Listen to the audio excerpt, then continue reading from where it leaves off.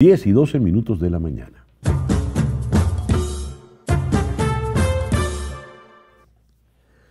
¿Cuál es realmente la estrategia del señor Donald Trump para Venezuela? Se preguntaba el 31 de agosto, el pasado domingo, The Financial Times. La misión de Trump en Venezuela es combatir las drogas, el narcotráfico, o derrocar al líder, derrocar a Nicolás Maduro. Ese es nuestro foro de hoy. Y lo vamos a abordar con dos periodistas muy agudos. Tengo mucho entusiasmo por esta conversación que va a comenzar. Rona Rísquez y Boris Muñoz. Rona, Boris, muy buenos días. Muchísimas gracias por estar con nosotros en la mañana de hoy. Buenos días. Gracias a ti, César Miguel. Gracias a ti también por la invitación. Saludos a Boris. Saludos, Ronald. A ver, bueno, hay que comenzar con la tradición. Las damas primero. ¿Qué es lo que realmente se propone el señor Donald Trump con esa flota que por lo visto va creciendo en buques, según dicen, pero no hemos visto nada de eso, ¿no? Pero dicen que se asuma el destructor Erie que cruzó el canal de Panamá, que viene otro submarino, los aviones tales. Realmente, ¿qué pretende la Casa Blanca, Rona, a tu entender? Bueno, lo primero es que sí hay un movimiento, o sea, eso es una Ujú. realidad. Hay, por ejemplo, equipos de verificadores de noticias como Cazadores de Fake News, que es una plataforma venezolana, que han confirmado la presencia de algunas de estas embarcaciones y cómo se han movido y si se han retirado. Eso está, o sea, muy buena parte de eso está confirmado que está ocurriendo, ¿no? Luego, ahora, ¿cuál es la intención de la Casa Blanca? Pues en realidad esto es algo bastante poco posible de predecir. O sea, ¿qué van a hacer a futuro? No lo sé. Lo que estamos viendo en este momento es ese despliegue. Eso lo están haciendo supuestamente para combatir a los carteles de la droga, para combatir el narcotráfico. Eso pudiera tener alguna lógica, pero por detrás también se habla de que en realidad el interés o la intención de todo esto es presionar a Maduro, o sea, ejecutar alguna acción. Y cuando digo acción no significa una intervención o una acción Ujú. más allá quizás de la presencia de esos barcos, eso no lo sé, pero sí es buscar presionar al gobierno de Maduro. ¿Presionar para qué? Bueno, ahí también hay muchas versiones. Presionar para que reconozca el triunfo de Edmundo González. Presionar para que salga del poder por otras vías. Presionar para que con el tema de la recompensa de los 50 Ujú. millones de dólares, presionar para que alguien de su entorno o algunas personas de su entorno puedan quizás entregarlo o traicionarlo. O sea, hay muchas opciones de esa presión, pero en sí creo que lo que está muy claro allí es que hay una intención de presionar a Maduro, de acorralar al gobierno de Maduro. ¿Tú cómo lo ves, Boris? Sí, yo coincido con el panorama descrito por Rona. Eh, Ahora, la pregunta que mucha gente se hace con razón ¿es necesario ese despliegue marítimo tan Ujú. enorme o sea, para presionar si el argumento que se está usando es digamos, tratar de disminuir el tráfico de drogas a Estados Unidos, sobre todo desde Venezuela? Eh, y uno no sabe al final si digamos, porque si estas opciones que están sobre la mesa en este momento, yo creo que un momento se está reviviendo hasta algún punto la idea de la máxima presión que había en 2019, ¿no? Ujú. Y que 2020, recordemos que en el 2020 también hubo otro despliegue marítimo a principio de la pandemia, el 20 de abril Sí. del 2020.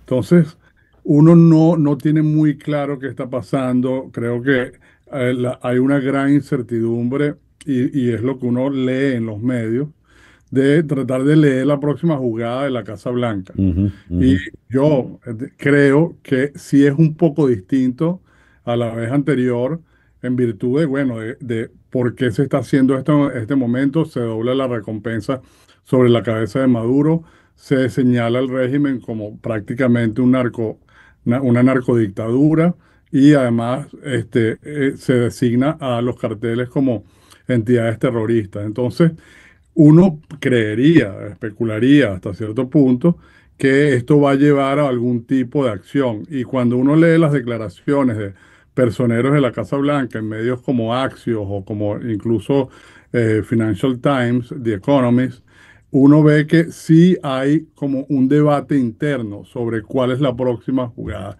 Y esas jugadas con ese despliegue militar pueden ser ataques a distancia desde Ujú, estos barcos que portan torpedos y misiles, etcétera, o una acción de extracción muy sofisticada, al estilo de la que vimos con Osama Bin Laden o algo parecido, ¿no?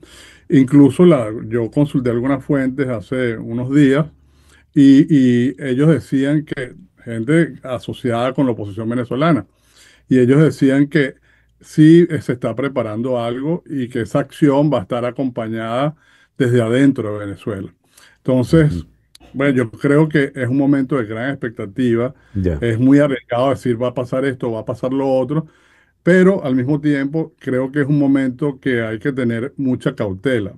Yo digo desde el lado de la oposición, porque esto es un manejo de narrativas también, ¿no?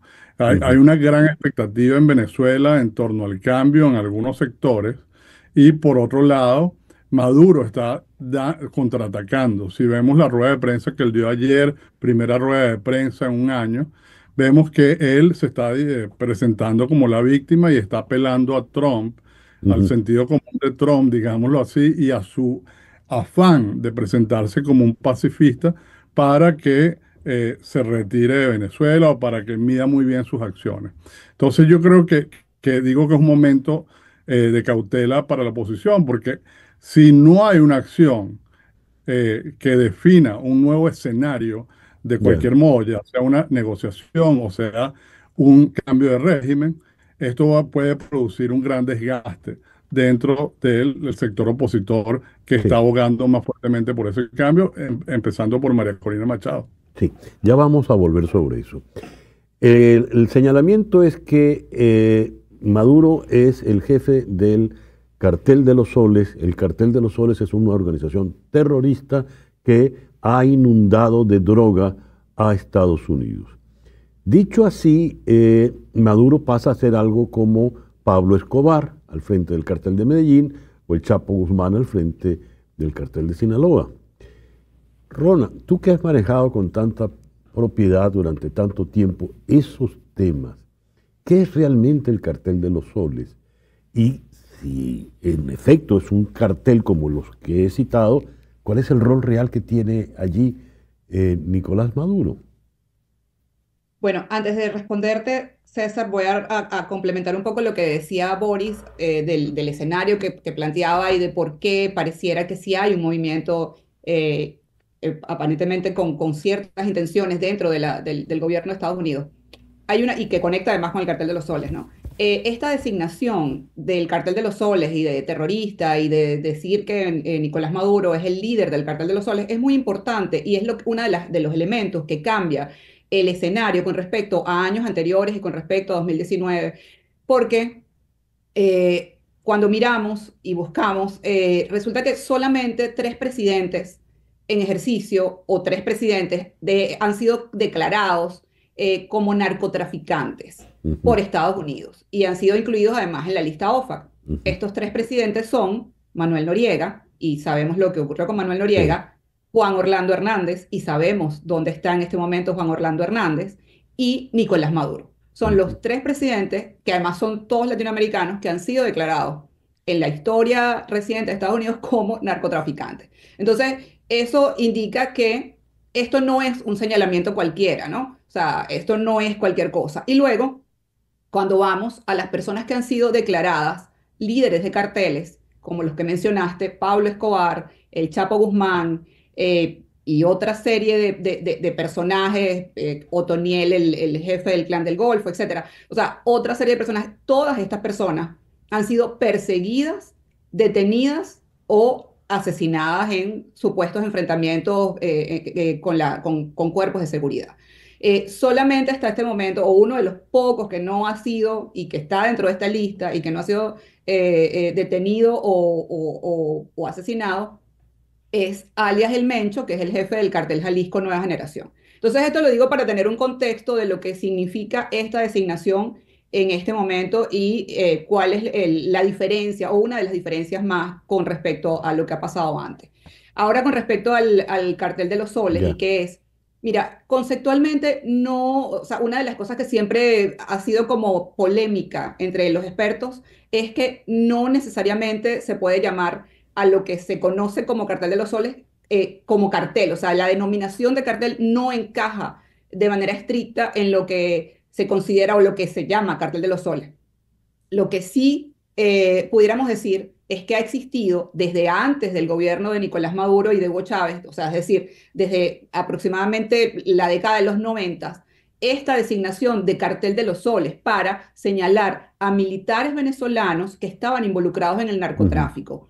Estos militares no necesariamente operaban de manera conjunta o de manera organizada, sino que, bueno, eran distintos militares con alto rango que tenían actividades vinculadas al narcotráfico y a los grupos de narcotráfico internacionales.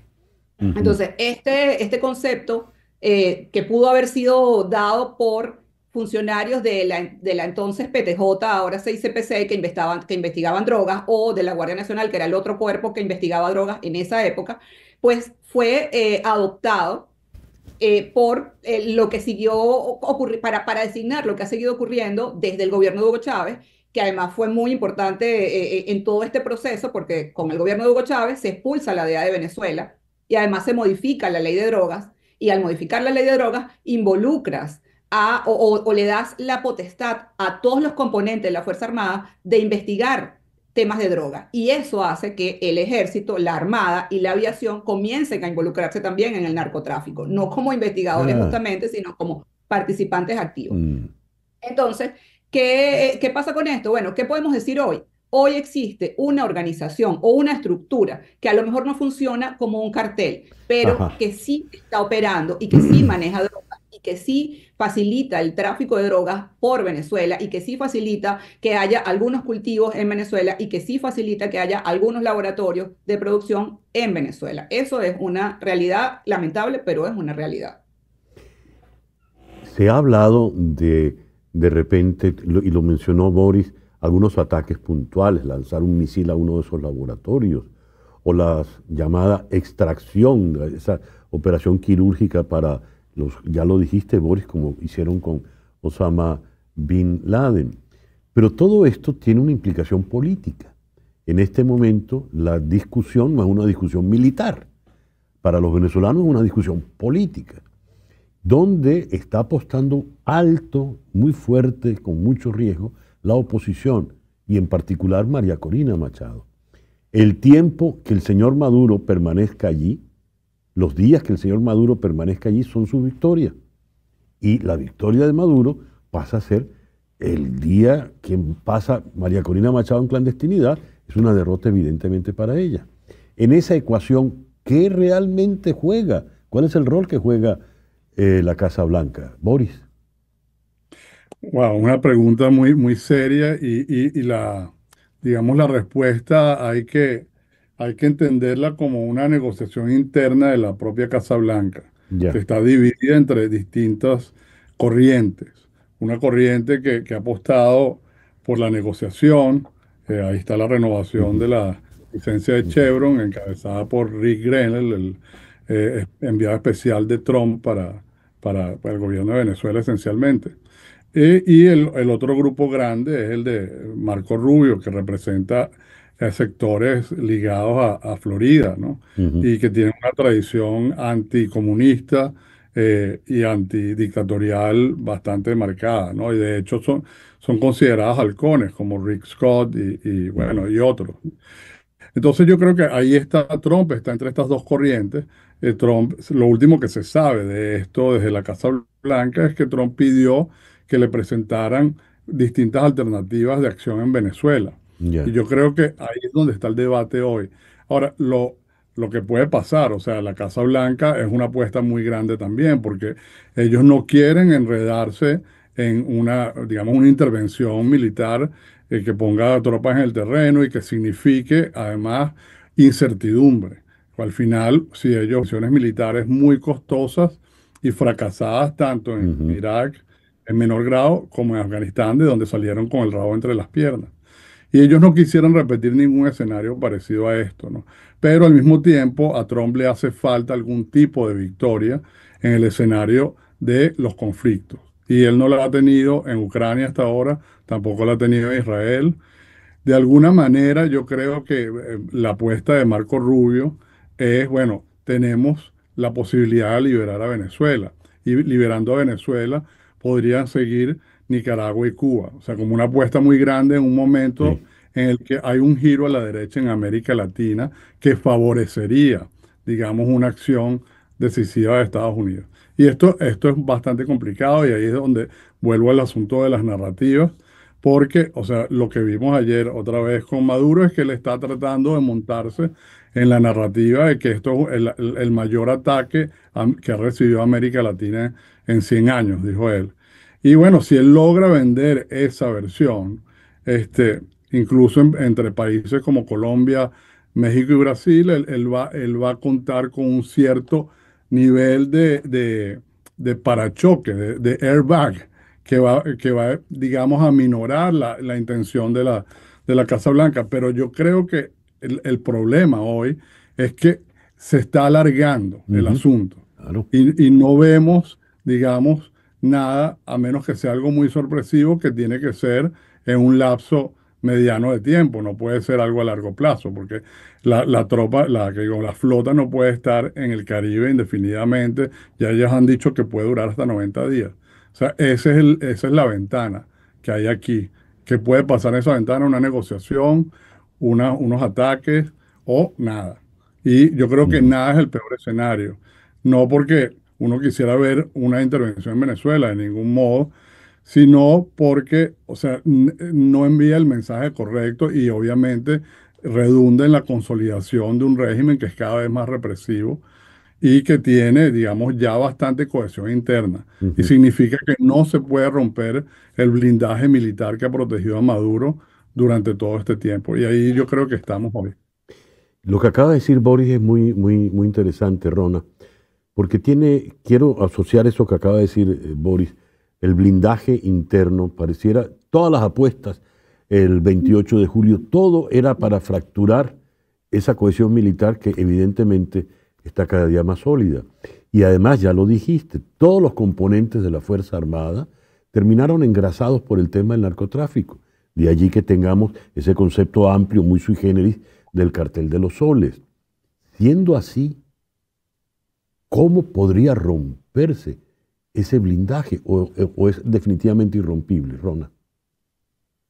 Bueno, no se puede decir que es irrompible, pero ha sido Ujú. sólido hasta ahora y es muy evidente, Sí. ¿no? Es algo que hemos visto. Y ojo, no significa que internamente no haya diferencias. Lo que pasa es que de cara a lo público, a lo que todos vemos, pues se muestran como una cosa monolítica y sólida. Internamente sabemos que sí hay fracturas, que sí hay diferencias, pero han tenido también esa habilidad que tiene que ver con lo de las narrativas, que es súper determinante en todo esto. Es casi que para otra sesión hablar de las narrativas y lo Ujú. importante que son Sí. en este momento. Pero bueno, volviendo al tema del apoyo militar. Yo creo que sí, o sea, obviamente es muy fuerte, lo han tenido hasta ahora, ahí estamos viendo a Vladimir Padrino, que tiene, no sé, 10 años, cuántos años tiene como ministro de la Defensa, y toda esta estructura. Pero también hay un elemento interesante que, si bien coincido con Boris en que si va a haber una acción tiene que ser pronto, o sea, no puede ser, o sea, además tú nunca vas amenazando y anunciando algo que vas a hacer, o sea, actúas, pues no necesariamente hacía falta Ujú. todo este protocolo previo, ¿no? Aspavientos, sí. Sí. Exactamente. Entonces, creo que sí hay un elemento allí que puede ser importante y es que cuando es toda esta flota que está en esta zona del Caribe, no solamente, y es un poco también, no voy a dar mucha explicación, pero es un poco también lo que creo que ha hecho reaccionar a Petro y a ir cambiando, él es cambiante en general, pero lo que ha hecho reaccionar a Petro también creo que toda esta presencia militar de Estados Unidos y todo este despliegue no solamente está afectando, o sea, no solamente representa una amenaza, sino que también está afectando el movimiento de droga y de todo tipo de mercancía, oro, minerales y todo lo que se puede contrabandear y sacar Ujú. por ese mar, ¿no? Por esa zona. Entonces, eso es, es algo que afecta las finanzas de el gobierno en todos los sentidos, o sea, afecta a las finanzas porque por ahí pasa todo, o sea, y justamente, si efectivamente, o esto no es algo que me conste ni que pueda probar, pero algunas investigaciones, por ejemplo, de transparencia, hablan de que hay una cantidad significativa de ingresos que recibe el gobierno de Maduro por vía del narcotráfico, y está demostrado que la principal forma de mover la droga en general, la más usada hoy en día es a través de barcos en el mar. Ujú, ujú. Entonces, esto, insisto, además no solamente afecta el movimiento de drogas, si es que es así masivo por esa vía, sino que además afecta todo el movimiento de lo que puedan estar sacando por allí. Entonces, estos son temas que afectan las finanzas, y las finanzas o los recursos es lo que ha permitido también mantener esta estructura sólida de Ya, personas leales, ¿no? Entonces, habría que ver cómo se mueve eso. Por eso digo, no necesariamente es que eso se vaya a quebrar de hoy para ujú, mañana, pero esas sí. finanzas que de esos ingresos que son por rentas ilícitas, pues se pueden afectar también con esta presencia militar que hay en el Caribe. Prácticamente estaríamos hablando de un bloqueo, no sé si tan férreo Un bloqueo. como el que Sí, tuvo Cuba en el año 62, pero en la práctica es un bloqueo. El tiempo es algo así. sí, el tiempo Y se nos ha terminado, pero quisiera, antes de darle la palabra conclusiva a Boris, mencionar el caso de Padrino, porque os leía, deben estar muy nerviosos en Venezuela, pero no, las noticias que llegan de Padrino es que está organizando una boda millonaria, fastuosa, de varios días en Canaima. Eso no lo organiza un hombre que pareciera estar nervioso, ¿no? Lo comento casi como anécdota.